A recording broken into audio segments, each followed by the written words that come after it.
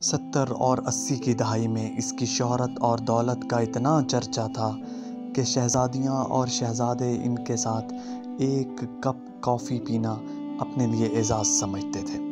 وہ کینیا میں موجود اپنے وسیع و عریض فارم ہاؤس میں چھٹیاں گزار رہے تھے۔ ان کی کمسن بیٹی نے آئس کریم اور چاکلیٹ کی خواہش کی۔ انہوں نے اپنا ایک جہاز بوئنگ 47 بمائے عملہ پیرس بھیجا، جہاں سے آئس کریم خریدنے کے بعد جنیوا سے چاکلیٹ لے کر اسی دن جہاز واپس کینیا پہنچا۔ اس کے ایک دن کا خرچہ $1 ملین تھا۔ London, Paris, new York, Sydney سمیت دنیا کے 12 مہنگے ترین شہروں میں اس کے لگژری محلات تھے۔ انہیں عربی نسل گھوڑوں کا شوق تھا۔ دنیا کے کئی ممالک میں ان کے خاص استبل تھے۔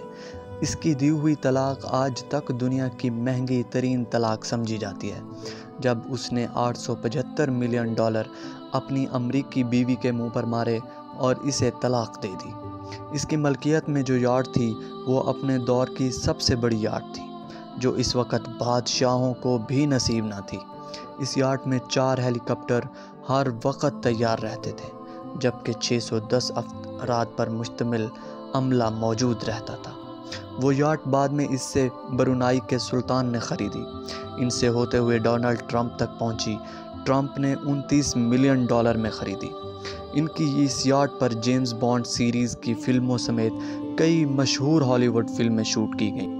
اپنی 50ویں سالگرہ پر اس نے اسپین کے ساحل پر دنیا کی مہنگی ترین پارٹی دی، جس میں دنیا کی 400 معروف شخصیات نے 5 دن تک خوب مستی کی۔ امریکی صدر رچرڈ نکسن کی بیٹی کی ایک مسکراہٹ پر 60,000 پاؤنڈ مالیت کا طلائی ہار قربان کر دیا۔ اسلحے کا سب سے بڑا سوداگر تھا۔ ملکوں کے درمیان وہ اسلحے کی ڈیل اور معاہدے کراتا تھا۔ سعودی عرب اور برطانیہ کے درمیان انہوں نے $20 ارب کے معاہدے کرائے۔ شراب اور شباب ان کی کمزوری تھی۔ 4 جائز اور 8 ناجائز بیگمات ان کے عقد میں تھیں۔ یتیموں پر دست شفقت رکھنا، بیواؤں کا خیال رکھنا، مسکینوں کی مدد، انسانی ہمدردی کے فلاحی کام ان سے سب سے زیادہ الرجی تھی۔ ان کا یہ جملہ مشہور تھا کہ آدم نے اپنی اولاد کی کفالت کی ذمہ داری مجھے نہیں سونپی۔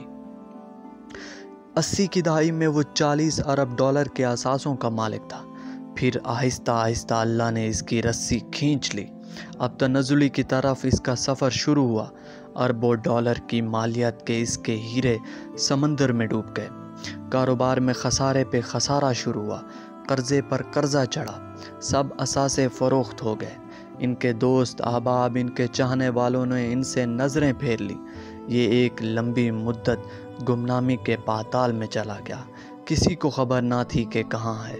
پھر ایک دن یہ لندن میں کسی سعودی تاجر کو ملا۔ ان کی حالت غیر ہو چکی تھی۔ اس تاجر سے کہا وطن واپس جانا چاہتا ہوں، لیکن کرایہ نہیں۔ اس سعودی تاجر نے اکانومی کلاس کا ٹکٹ خرید کر اسے دیا اور یہ جملہ کہا، اے عدنان، اللہ تعالیٰ نے فقیروں اور غریبوں پر مال خرچ کرنے اور صدقے کا حکم دیا ہے۔ یہ ٹکٹ بھی صدقہ ہے۔ اپنے دور کا یہ کھرب پتی شخص صدقے کی ٹکٹ پر عام مسافروں کے ساتھ جہاز میں بیٹھ کر جدہ پہنچ گیا۔ اس عرب پتی کا نام عدنان خاشقجی تھا۔ یہ عرب نژاد ترکی تھا۔ اس کی پیدائش مکہ مکرمہ میں ہوئی۔